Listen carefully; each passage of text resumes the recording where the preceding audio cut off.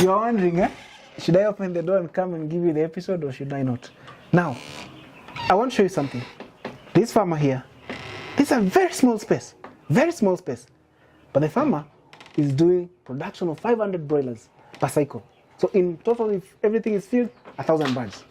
So today's episode, we basically want just to see how you can have a broiler farm on a small space, yes, but our main concern today is how can you build a broiler farm or a broiler chicken house.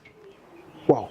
The good thing about broilers is the birds per meter square, the number of birds per meter square is slightly higher than the number of birds per meter square compared to layers.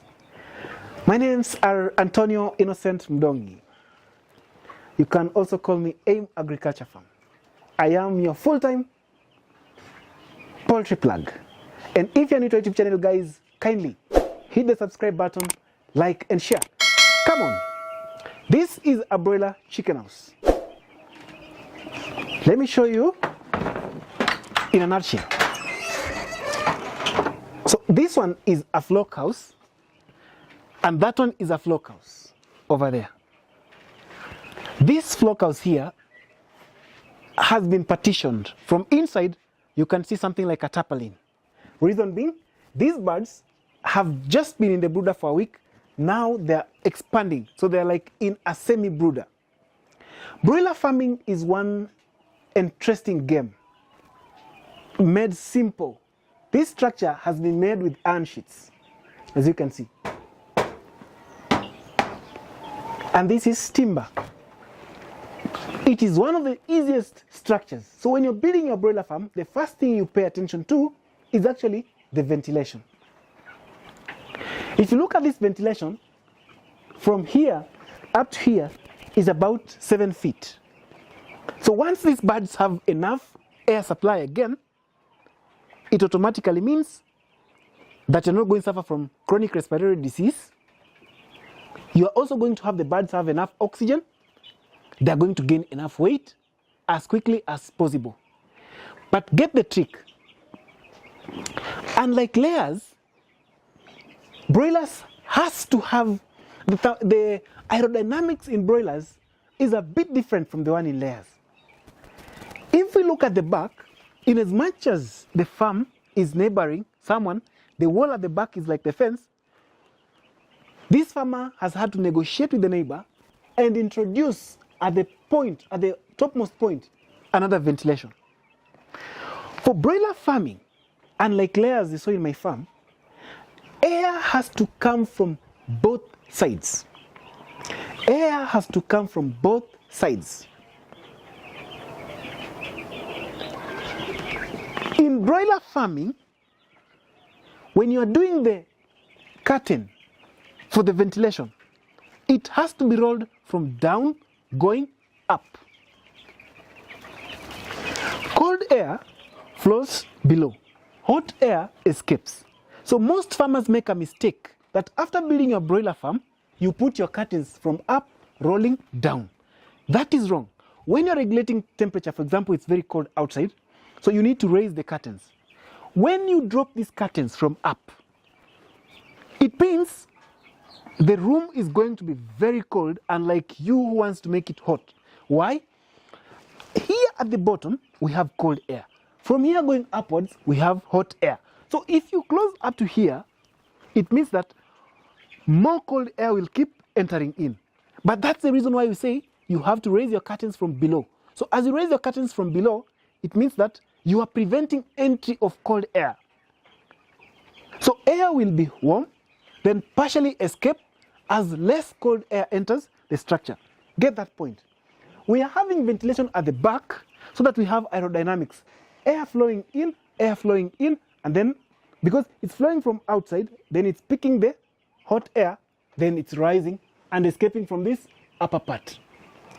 With broilers, you don't mess the air. You pay much attention to the quality of air. Now, there's something I was showing you in the master class, and I've also shown you in my layer chicken farm. If I open this door,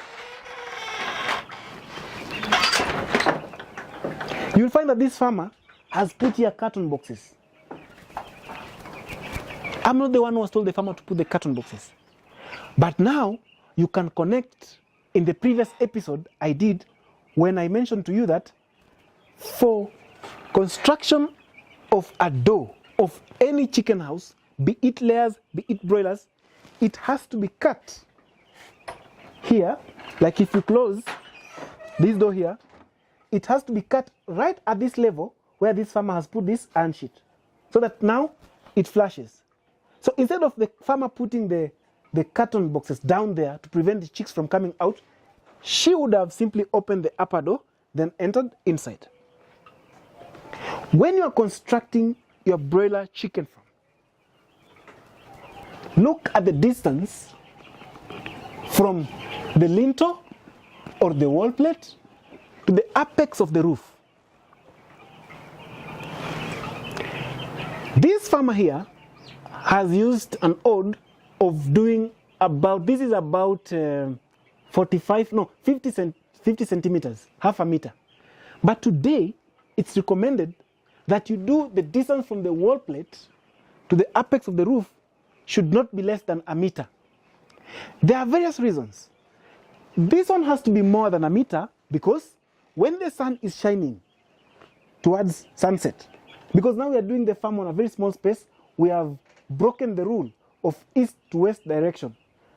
When the sun is setting or when the sun is rising, depending on the direction, we have got sun rays flashing directly into the structure. The worst about that, and like I mentioned, we experienced that, the birds will come towards the sun to bask. And as they are basking, that is stampede. You lose the birds. So basically, when it's too hot, you find that mostly we wear caps. The caps will help prevent much light from hitting or much sun rays from hitting your face. That is the work of extending this roof apex. So that now it acts as a cap to prevent much rays, and also when it's raining too much and it's likely to be windy or the gradient of the raindrops is so low, you find that the raindrops are coming towards this angle of getting into the structure. Remember, when the raindrops get in, they make the bedding wet. When they make the bedding wet, I've explained in the masterclass, coccidiosis starts, and I've explained in details in the masterclass how and the cycle of coccidiosis. In the forms it's inactive and the forms it's active. That is one of the main reasons why you have coccidiosis introduced. And when coccidiosis is brought here, and this is a broiler farm, oh my goodness, you will not like it. The other important factor of having this roof apex extended is now we have to have a footbath here. Unfortunately, we don't have one. This farmer is having a basin with a footbath just at the entrance. But now we have to have a footbath here. When we have this roof apex being short, when it rains, water will directly get into the footbath. It will dilute the footbath, or the footbath will overflow. Once it overflows, then the content in it becomes useless. So it's no longer a footbath. We are no longer controlling or killing the pathogens on our feet. We'll just be taking the pathogens into the farm.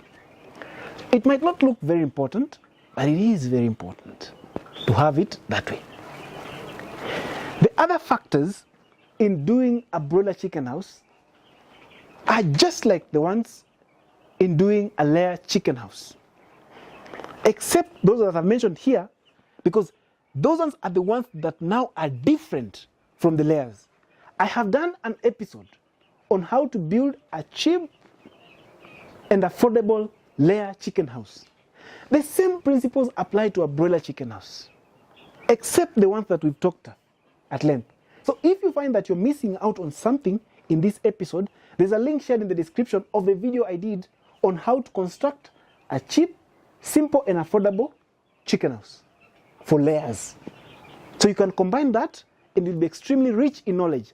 And if you want to go into the details, the type of the flow, the ratio of the concrete, the direction of the structure, durability. If you don't have this ventilation put here using this material, what are you going to expect? The gradient, the spacing of birds per meter square, be it broilers, be it kienyeji improved, be it layers. I have done that exhaustively in our chicken house construction masterclass. Check out our website, www.aimagriculturefarms.com. Don't be afraid of the cost of enrolling as a student. It is worth it. It is worth it. And you'll never regret. Who loves you more than Aim Agriculture Farm does? Bye-bye.